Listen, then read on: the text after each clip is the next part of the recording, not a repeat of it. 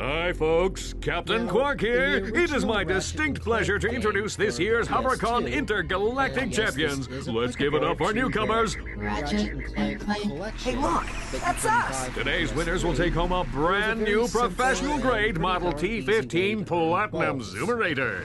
Manufactured by Gadgetron, this hoverboard drive delivers more lift, speed, and maneuverability than any other anti-grav device on the market. Well, folks, that's all the time we have. Tonight, remember to set your infobots to the Quark Classic channel for tonight's episode of Dogfight Over Death Canyon, starring yours truly. Thank you and have a Quark-tastic day. Right, and then you can be rewarded with an endless stream of bolts. Here, let me show you. I'll speed it up to the part that's necessary. And watch very, very closely. See, we're just doing the race, no problem. Everything is fine. Then we get to this part. Now watch closely. See, if you turn like that, and you keep turning over and over, it'll put you pretty much right back where you started.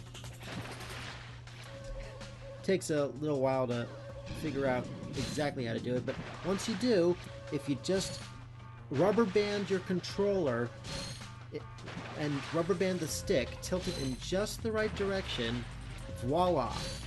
Just lay it down on the ground or the table, keep it going over and over, and you'll get an endless supply of bolts. Pretty soon you'll have enough to buy the Rhino. It was really just that easy to get bolts. Okay, here's what you're going to do. You're going to take your PS3 controller. Take a rubber band right here. And what you're going to do is going to strap it like this. See? You tilt it at just the right angle. Take that rubber band and you tilt it at just the right angle, and you strap it down right here. And that's all there is to it. Strap it at the right angle, and once you get onto the race in Rilgar, all you have to do is keep it tilted like that, just set it down like right here. Voila! Nice, easy way to get a lot of bolts. Now, for Ratchet and Clank for the PS4, since it's a reimagining, the first thought in my mind was, can I use the same trick again in the Rilgar races? And I decided I had to find out. So, I know the question you all have on your minds is, can we use the same kind of trick in the Rilgar races? Well, the design of the courses is slightly different, but not too much. But in regards to whether or not you can use the same trick, that unfortunately is not the case.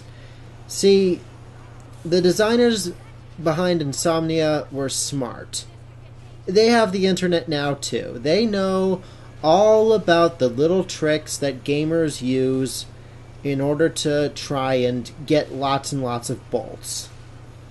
So they thought ahead when it came to trying to cheat the system.